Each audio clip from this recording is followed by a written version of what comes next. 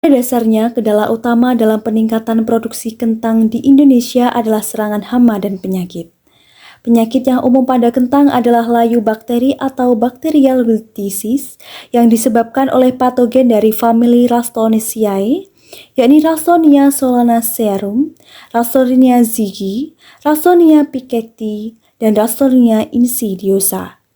Kerusakan akibat penyakit layu bakteri menyebabkan kematian mencapai 75% pada budidaya tanaman, sehingga sangat merugikan petani secara ekonomis. Assalamualaikum warahmatullahi wabarakatuh. Saya Elin Fiuktarika dengan NIM 21090, kelas B, Program Studi Agroteknologi Fakultas Pertanian Universitas Trunojoyo, Madura. Pada video kali ini bertujuan untuk memenuhi tugas teknologi proteksi tanaman dengan topik agens antagonis. Adapun judul yang saya bawakan adalah daya agens antagonis Bacillus subtilis terhadap Ralstonia solanacearum, penyebab penyakit layu bakteri tanaman kentang, Solanum tuberosum L. Ralstonia solanacearum merupakan patogen tular tanah atau soil-borne pathogen yang memiliki inang cukup luas, yaitu lebih dari 200 spesies dari 53 famili yang berbeda. Gejala yang ditimbulkan akibat serangannya adalah tanaman menjadi layu yang disertai pembusukan pada batang dan umbi kentang. Pengendalian penyakit layu bakteri yang aman bagi lingkungan adalah penggunaan agen antagonis, yakni Bacillus subtilis. Bacillus subtilis termasuk jenis bakteri gram positif dengan bentuk sel basil atau batang yang dapat membentuk endospora berbentuk oval di bagian sentral. Bacillus subtilis mempunyai panjang 2 hingga 3 mikrometer dan lebar 0,7 hingga 0,8 mikrometer dengan koloni berwarna putih sedikit kekuningan.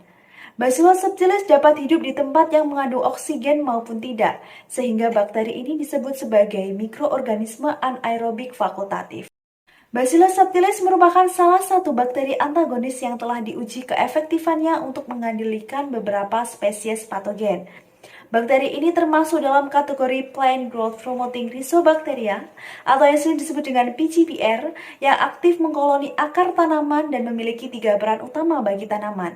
Di antaranya adalah sebagai biofertilizer, biostimulan, dan bioprotektan. Pada dasarnya, mekanisme pengendalian hayati dapat berupa antibiosis, kompetisi, mikoparasitisme, enzim pendegrasi dinding sel, penginduksi ketahanan pemacu pertumbuhan, dan pengkoloni rizosfer. Pada dasarnya, secara in vitro, Bacillus subtilis mampu menekan pertumbuhan Ralstonia solanacearum melalui mekanisme antibiosis dengan zona hambatan sebesar 18 milimikron dan mekanisme penghambatan yang bersifat bakteriostatik.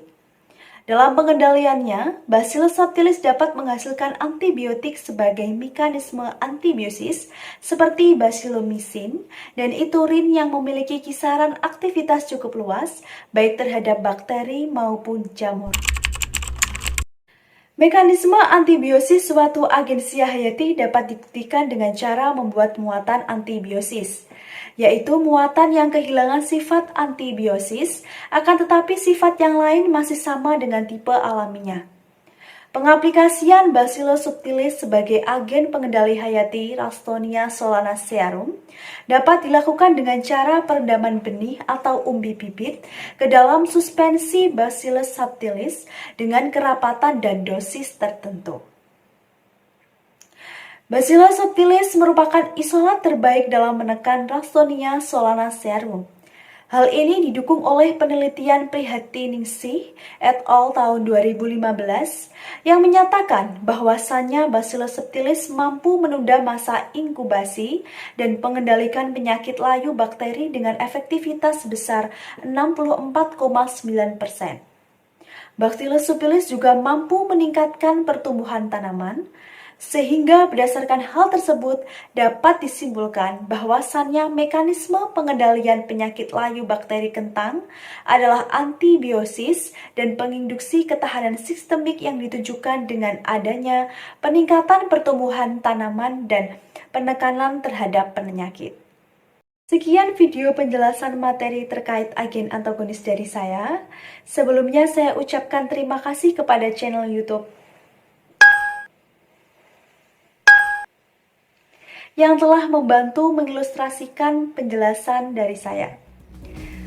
Saya akhiri, wassalamualaikum warahmatullahi wabarakatuh.